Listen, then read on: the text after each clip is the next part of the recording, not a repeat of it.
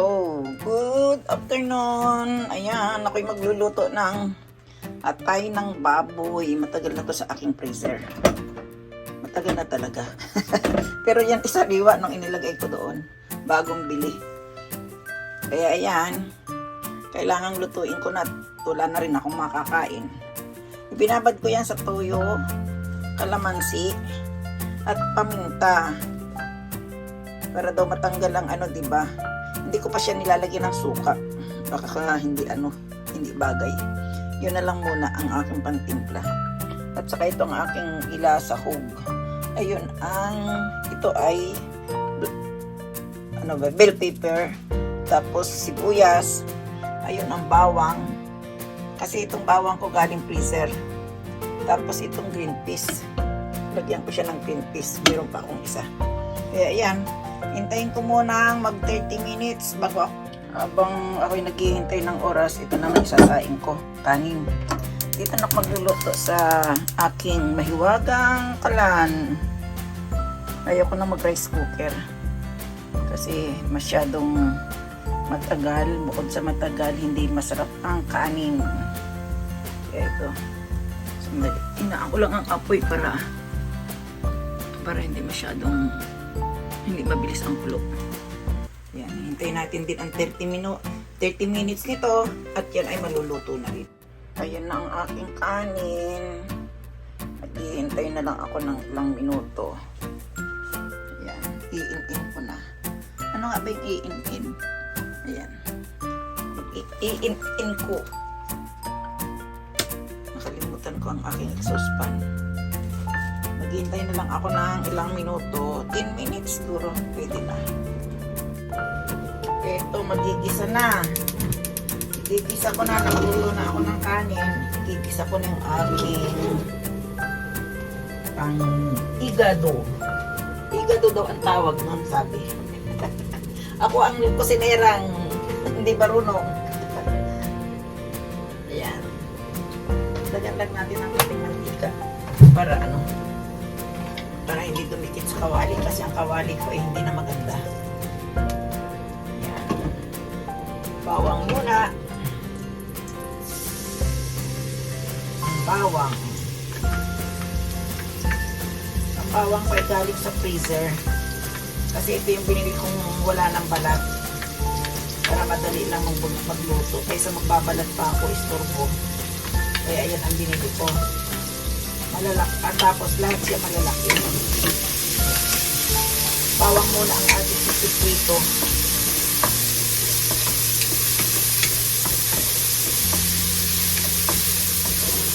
Ayan. Kami bawang ko masarap to.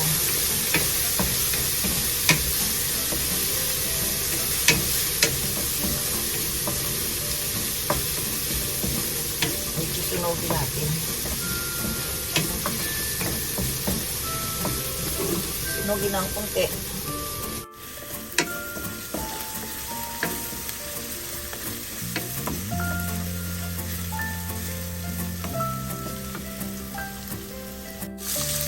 Inulo ko na rin ang sibuyas.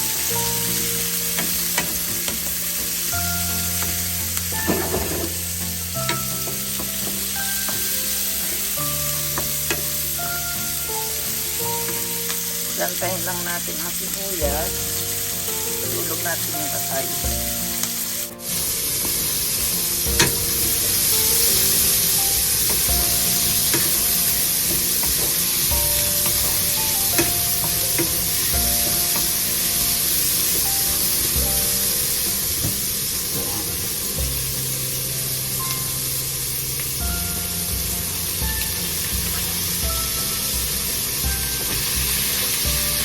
Marami pala po.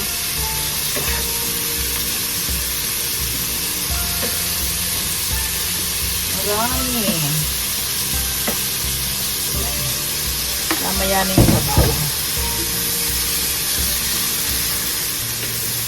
Kala ko kakuntiin.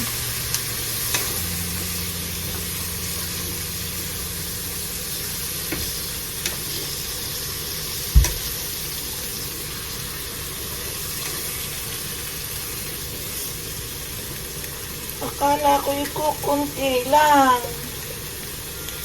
Dagdagan ko ng paminta. Mahilig ako sa paminta. Yan, may buo-buo.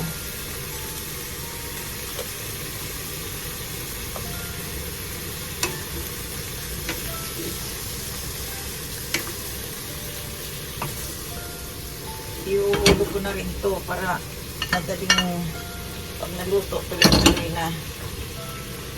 Kasi ang atay hindi masarap pagka yung lutong-luto.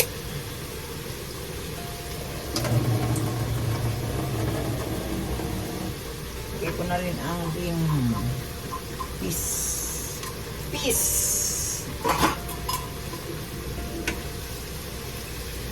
Naparami oh. Sino kakain to? Nagkakain. Lipat.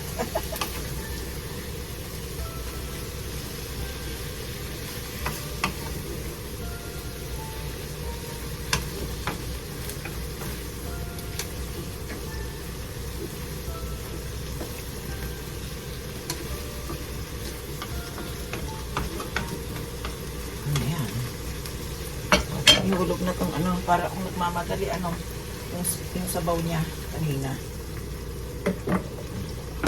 Hintayin natin kumulo para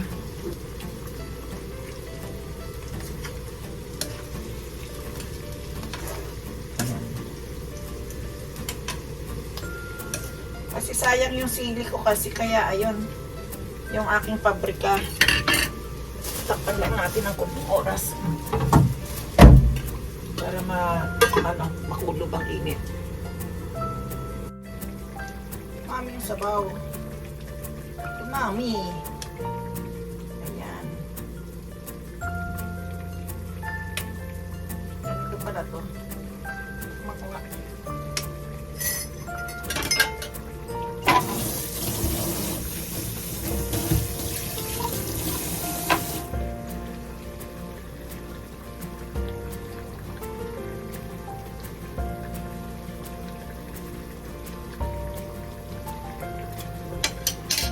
Bang kulang. Lagyan ko siya ng ketchup.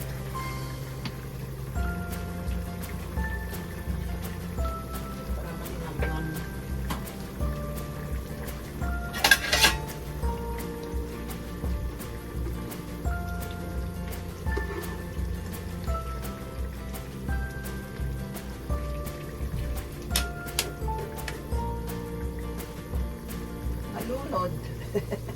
Nalunod sa sabaw.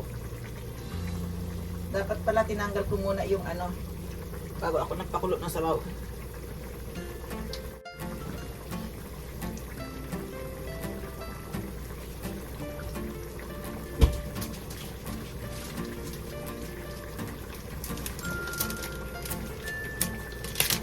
May cheese ako dito. Lalagyan ko siya ng cheese. Yung cheese na pampalaman to sa tinapay eh.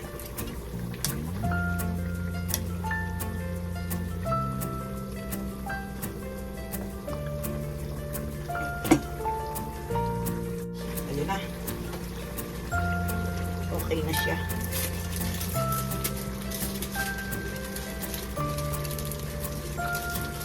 Para masarap, lagyan ko ng cheese.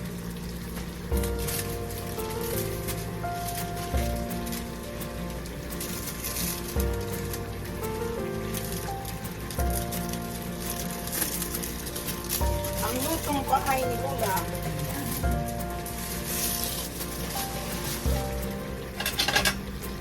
Sa lahat ng gustong makikain, punta na kayo dito.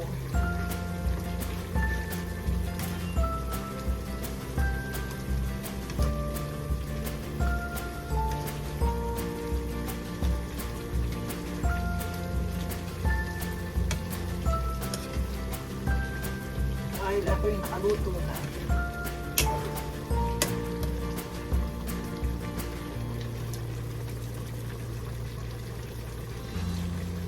Ayan na.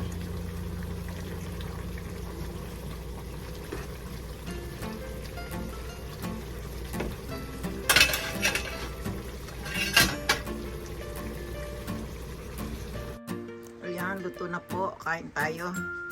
Ayun, may salad ako. Tapos ito yung magra-rice ngayon. Let's eat! Ang invento ni Lola. Inimbentong igado daw. Yun, nagpaturo ako kay Erwin. Kaya yun. O, diba? Meron akong chip doon sa kabilang ibayo. At yung kanin ko, andyan dyan sa lamesa. Ganito ako dito. Pasensya na po kayo. At tayo kakain na. Bye!